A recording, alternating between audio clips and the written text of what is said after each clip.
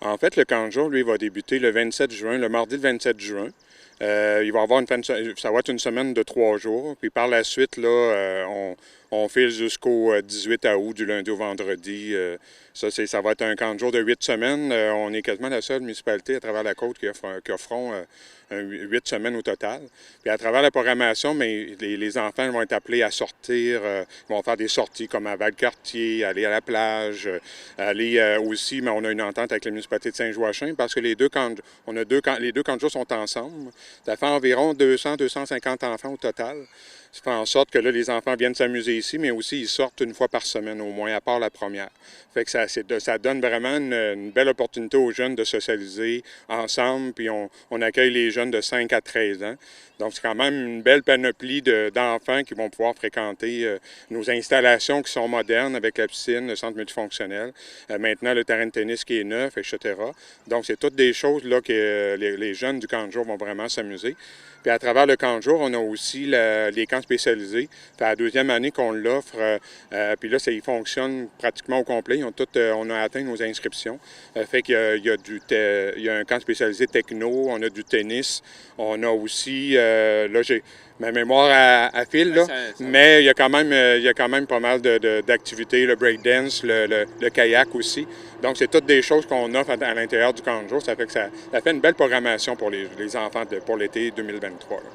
Donc, comme on voit ici, les jeunes auront accès à tout ce qu'on voit ici, comme tu disais, autant le terrain de balle, le terrain de tennis, l'intérieur avec le centre sportif et la piscine également. Effectivement, c'est ça. On utilise vraiment les infrastructures ici, mais avec l'entente qu'on a avec Saint-Joachim, on envoie les jeunes une fois semaine. On va 2 fois semaine, je veux dire, à Saint-Joachim, où qu'on utilise leur installation là-bas, leur piscine extérieure, on utilise leur bâtiment, on utilise leur module de jeu, etc. Donc, c'est une belle collaboration qu'on a entre les deux municipalités. Là. On va parler aussi, le 24 juin, la fête nationale, oui. Ça s'en vient à grands pas. Ça aussi, c'est dans le secteur ici que ça se passe? C'est en plein ça. C'est le plus gros événement que la Ville de Beaupré organise là, à travers l'année 2023, mais à chaque année, c'est le plus gros événement. Oui, ça se passe ici, directement où qu'on est, où qu'on passe l'entrevue. On va avoir des jeux gonflables, on va avoir des jeux de kermesse, on va avoir aussi un camion de crème glacée, on va avoir encore une fermette aussi avec plusieurs animaux. C'est ça qui ça ajoute beaucoup à la programmation. Encore, c'est beaucoup axé sur les enfants de jour, la famille aussi. De soir, c'est orienté plus jeune adulte.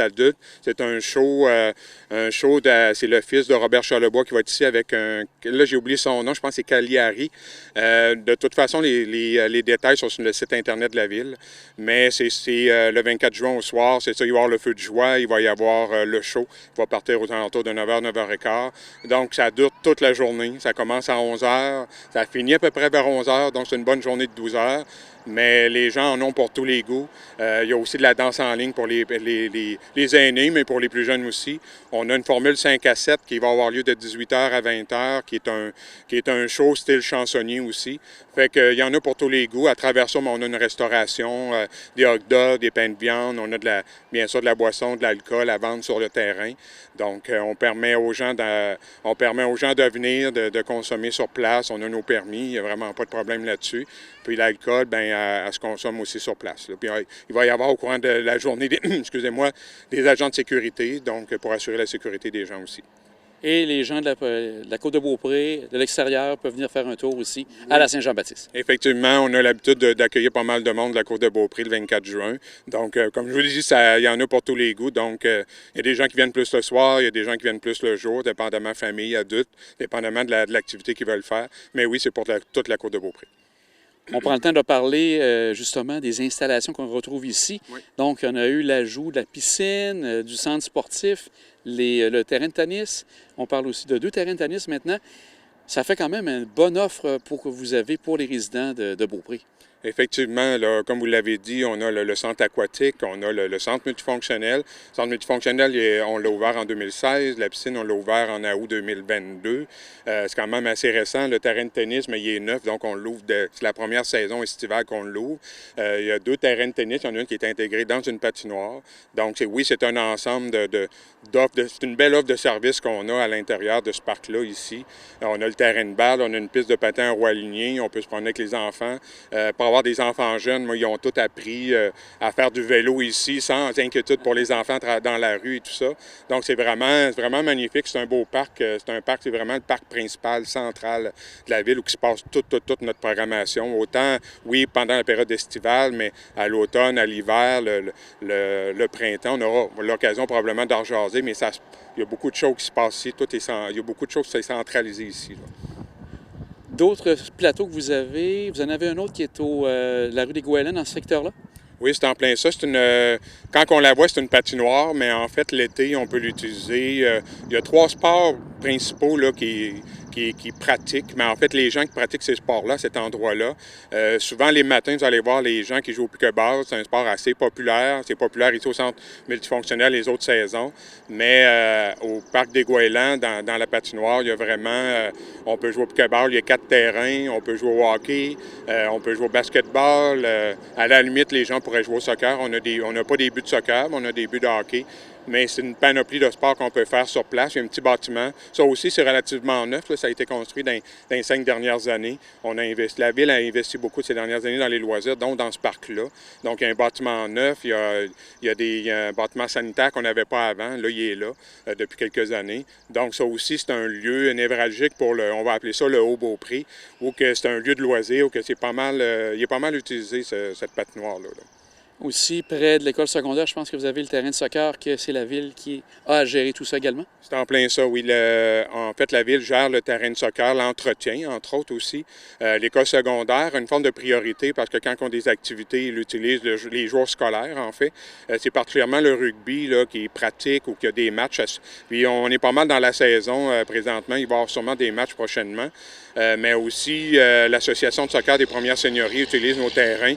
C'est surtout le terrain de soccer à 11, donc pour des enfants un petit peu plus vieux là, qui viennent utiliser le terrain de soccer à 11 au complet. Il y a environ plus ou moins une dizaine de matchs, des pratiques et tout ça qui vont se faire sur ce terrain-là pendant l'été aussi.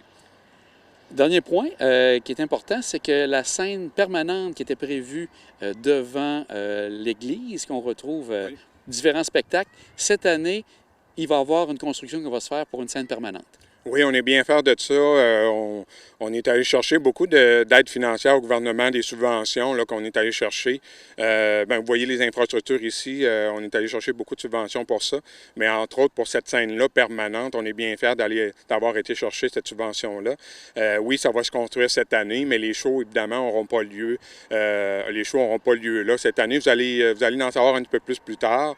Mais oui, la construction de la scène devrait commencer là, vers on pense début août, mais ça va dépendre de l'échéancier de l'entrepreneur, mais c'est estimé là, vers le début mi-août à peu près la construction de la scène. On va avoir l'occasion de parler justement des micro-shows avec ta collègue Marilyn dans quelques minutes. Oui. Mais ça va se passer juste rapidement. Ça va se passer ici aussi au niveau des micro-shows cette année? Oui, ça va se passer ici.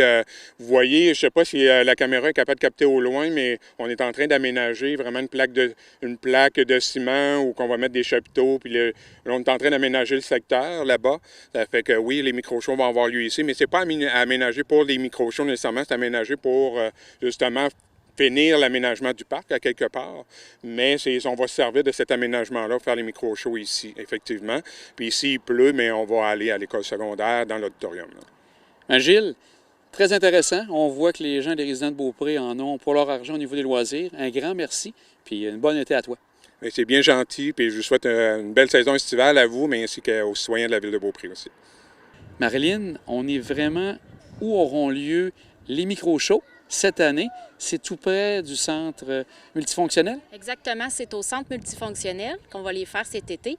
On va avoir 8 spectacles en tout, donc c'est ici que ça va se passer. Les spectacles vont se passer dans quelle période?